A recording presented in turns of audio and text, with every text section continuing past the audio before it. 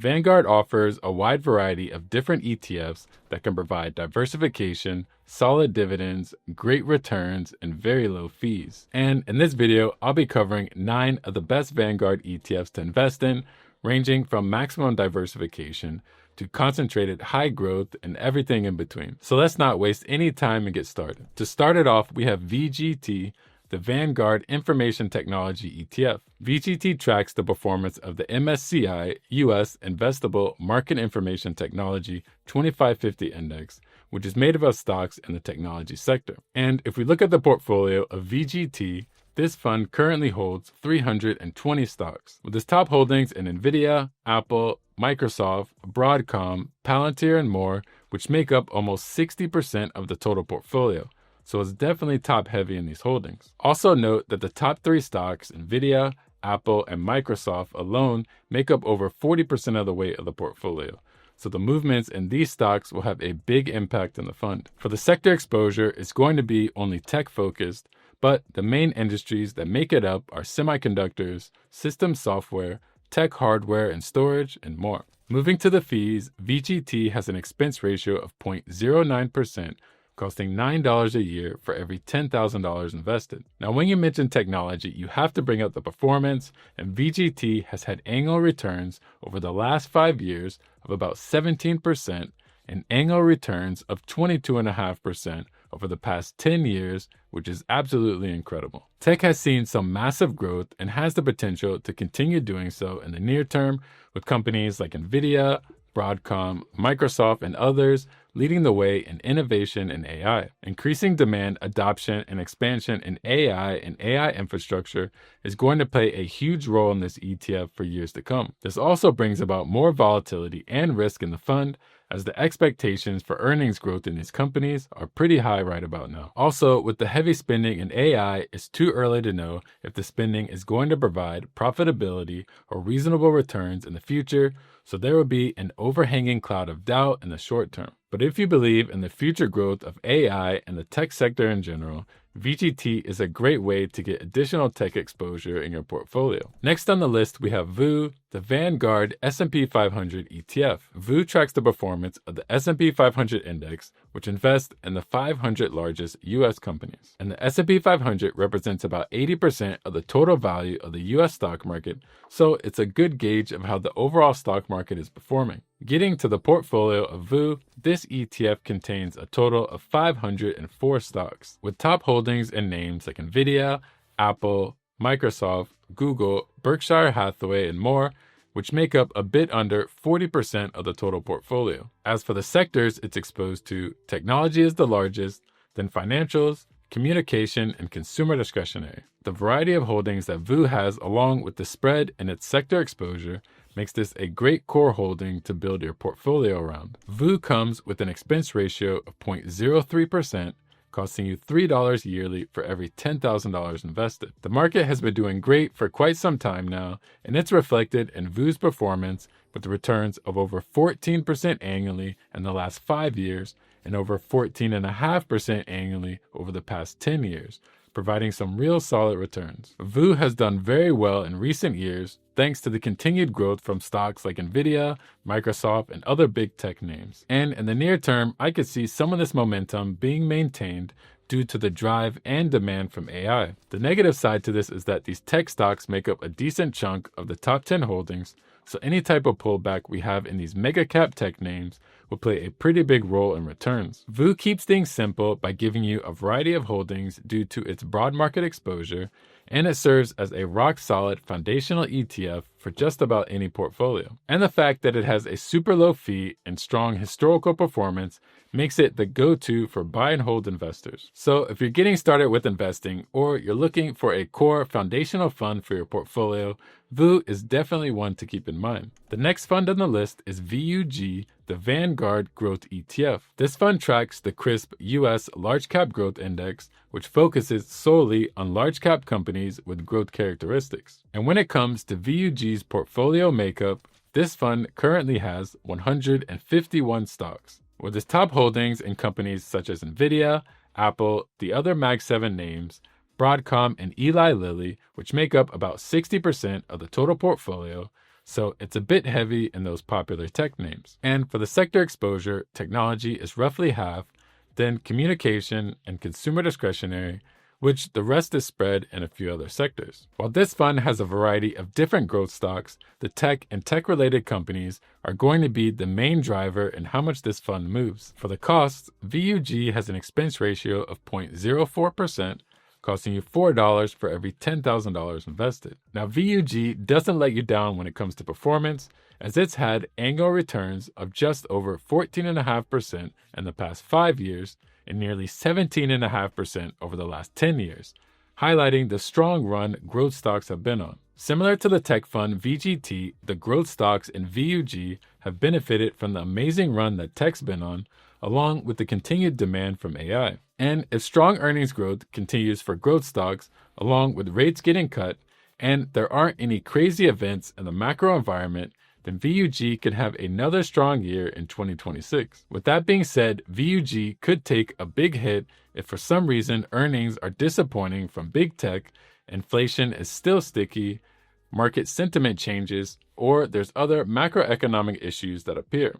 And I say this because of the heavy concentration in these top 10 holdings, which opens the door for more volatility and risk. VUG offers great growth potential while also giving you a diverse basket of growth stocks. And if you're an investor that's looking to amplify the returns of your portfolio and get some exposure to companies that are rapidly expanding and growing, then this fund is one to check out. Next, we have VIG, the Vanguard Dividend Appreciation ETF. VIG tracks the S&P US Dividend Growers Index, which invests in companies with a history of consistently increasing their dividends, and by that I mean for at least 10 consecutive years. So it focuses on companies that are established with sustainable dividend growth. For the portfolio of VIG, this fund currently holds 338 stocks, and its top holdings include names like Broadcom, Microsoft, JP Morgan Chase, Exxon, Walmart, and more that make up about a third of the portfolio. And the sectors is primarily exposed to are technology,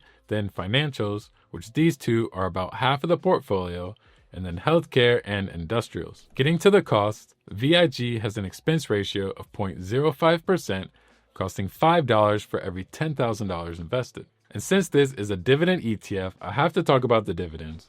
For this ETF has a dividend yield of 1.58%, which is paid out quarterly. And while the yield isn't that impressive, VIG has had 12 years of consecutive dividend growth, so every year those dividends have been increasing. Keep in mind that VIG is focused on companies with a track record of increasing their dividends rather than just stocks with high yields. Now let's talk about the performance, where VIG has had 5-year annual returns of 11.2% and annual returns of over 13% in the last 10 years, providing some solid returns. While VIG holds a mix of quality companies in financials, healthcare, and other sectors, it's benefited over the long term from its exposure to the tech sector. This is what I believe has allowed it to get a bit more outsized returns, and I can see this continuing to hold true if tech continues to stay resilient. On the flip side, this concentration in these popular tech names adds volatility, which could steer away investors that are looking for a more defensive and stable dividend fund. Also considering that this fund is focused on dividend growth and lacks in dividend yield, makes it less attractive for those income investors that are looking for a reasonable yield. VIG is a nice combination of a fund that offers dividends and growth potential, and it could be a solid pick for those investors that are looking for a fund that has increasing income over time while still managing to have pretty great returns for a dividend ETF. Next up, we have VT, the Vanguard Total World Stock ETF. VT tracks the performance of the FTSE Global All Cap Index, which means you're getting the entire global stock market in one fund. This includes small, mid, and large cap companies from the US and outside of the US in both developed and emerging markets, so it's a real world diversification. Shifting to the portfolio of VT, this ETF has 9,950 stocks in total, so it's loaded with companies. And its top holdings are in companies like Nvidia, Apple, Broadcom, Google, and Taiwan Semiconductor, which make up a little over 20% of the total portfolio. VT has the same tech names that you find in VU, but at much smaller percentages, so the top holdings don't make up a huge chunk of the fund. For sector exposure, we have technology up top, then financials, industrials, and consumer discretionary. So a nice balanced spread of exposure, which is good to see. And this is the breakdown by region. So North America makes up around 65% of the portfolio, and the remaining is spread out into Europe, emerging markets, Pacific, and other regions. For the fees, VT has an expense ratio of 0.06%, costing you $6 per $10,000 invested. Onto the performance, over the last 5 years, VT has had annual returns of 11% and annual returns of around 11.7% over the past 10 years. And since international stocks have been doing great recently, VT benefited from that and had returns of over 22% in the past year, outperforming the returns of the S&P 500. Looking into 2026, international stocks are expected to continue showing growth opportunities due to earnings growth, attractive valuations, policy changes, and if the dollar continues to weaken. With nearly 10,000 different stocks and a wide range of countries, VT is the ultimate all-in-one diversified fund. And if you're an investor that doesn't want to have to deal with managing global exposure through multiple ETFs, then VT is a top choice to consider for a globally diversified fund. Next, we have VYM, the Vanguard High Dividend Yield ETF. This fund tracks the FTSE High Dividend Yield Index, which invests in companies that have above average dividend yields. For VYM's portfolio, this ETF currently holds around 563 stocks, and the companies in its top holdings include Broadcom, JP Morgan Chase, Exxon, Johnson & Johnson, Home Depot, and more, which make up a little over 25% of the portfolio. As for the sectors this fund is exposed to, we have financials, technology, healthcare, industrials, consumer staples, and more. This fund has a nice mix of value companies, and its spread of sector exposure makes it a well-balanced and stable ETF. So we can't forget the fees, where VYM has an expense ratio of 0.06%, costing you $6 yearly for every 10K invested. Jumping to the dividends, VYM has a dividend yield of 2.35%, which is paid out quarterly, and it doesn't lack in the dividend growth, with 15 consecutive years of dividend growth, which is a big plus. For the performance, VYM has had annual returns of just over 12.5% in the last 5 years, and annual returns of 11.3% in the last 10 years. The good news about this fund is that it's not too overly exposed to tech stocks, and it leans more into value and defensive names, which is a bonus if tech or growthy stocks don't do well. And while it doesn't offer high yields that you might find with covered call ETFs, it does offer a solid dividend yield for a traditional dividend fund with quality holdings. During a strong bull market where tech and growth stocks are taking off, this fund is going to lag in comparison and likely the overall market, since tech and the Mag 7 names are huge drivers of the market performance. Still, VYM is a great dividend ETF, and it has a long history of dividend growth and a solid dividend yield. On top of that, it's a stable and well-balanced fund that still has the potential to provide nice and steady returns. And if you're looking for a stable dividend fund with a strong foundation, then keep an eye out for VYM. This next fund is VTV, the Vanguard Value ETF. This fund aims to track the performance of the crisp US Large Cap Index and then invest in large cap value stocks. As for VTV's portfolio, this fund currently contains 312 stocks, and its top holdings are in companies like JP Morgan Chase, Berkshire Hathaway, Exxon, Walmart, Procter & Gamble, and more, which make up roughly 20% of the portfolio. And the sectors include financials being the largest, then industrials, healthcare, and the rest in a handful of other sectors. Which you can see, this fund has some quality value names in it and no holdings that have too much excessive weight. VTV comes with an expense ratio of 0.04%, costing $4 yearly per 10K invested. And for the dividends, VTV comes with a dividend yield of just about 2%, which is paid out quarterly. Onto the performance, VTV had annual returns over the past 5 years of about 12.5% and annual returns of just over 11.5% in the last 10 years. So definitely pretty solid. VTV has done well over recent years, considering the lack of tech exposure that it has compared to many other funds that you may come across, or even a broad market fund. The more defensive nature of this fund is going to allow it to be more resilient if the market cycle changes, and we have a rotation out of tech and growth stocks. And if we continue on this trend of growth stocks and tech dominating the market, value is going to lag behind. VTV can be a good ETF for investors that want exposure to large cap stocks that aren't in the tech sector, which can sometimes be a little bit more difficult to find in other funds. This could serve as a great addition to balancing out a portfolio better or for more exposure to quality value stocks. This next ETF is very different from the others, and it's vxus, the Vanguard Total International Stock ETF. This fund tracks the FTSE Global All Cap X US Index, which gives you exposure to international companies in both developed and emerging markets. vxus currently has around 8,646 stocks,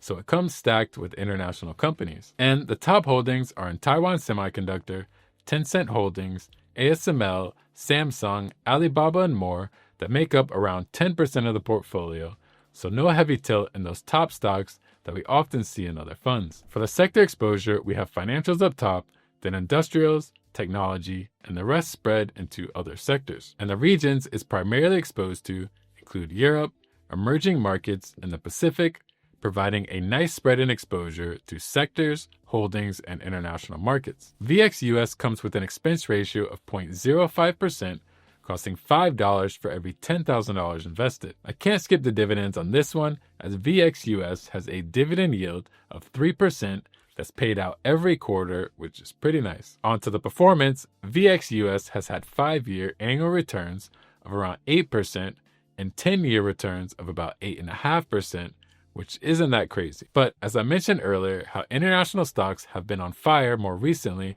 with vxus having 17% returns annually in the past 3 years and over 32% returns if we look at just the last year alone. 2025 was an amazing year for international stocks, and it seems as though performance is likely to carry on in the near future. With cheap valuations, the shift away from frothy and overvalued US stocks and a host of other positives are going to be tailwinds for international stocks and vxus to push on. And this of course assumes that there aren't any crazy geopolitical issues or macroeconomic events that could cause this momentum to come to a pause. vxus offers a wide span of stocks across developed and emerging markets outside of the US with a balanced exposure in its holdings. And not only do I think this is a strong fund for investors that are looking for international exposure, but when combined with a broad market S&P 500 or total US market fund, this would allow you to truly maximize on global diversification. Next on the list, we have VB, the Vanguard Small Cap ETF. This fund tracks the performance of the CRSP US Small Cap Index,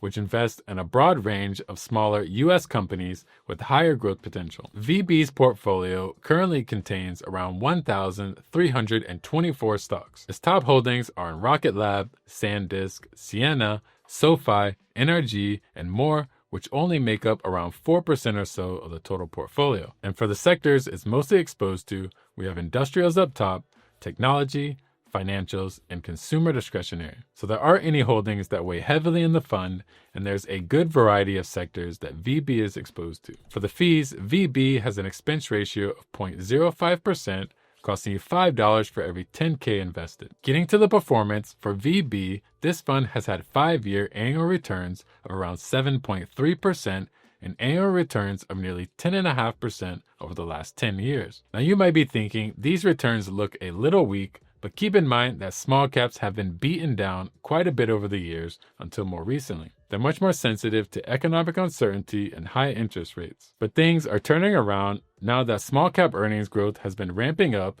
valuations are low, and continued rate cuts are planned in the future, creating some nice growth opportunity for small caps. And keep in mind that small caps can offer even higher growth potential than large caps, but that also comes with higher potential volatility and risk. Either way, VB could be a nice option for those investors that are looking to further diversify their portfolio beyond just large cap stocks and also increase higher potential returns. And if you want to see some great ETFs from other top brokerages, I go over the 7 best Schwab ETFs in this video here and the top 5 Fidelity ETFs in this video here. If you enjoyed the video, be sure to tap that like button and subscribe if you haven't already.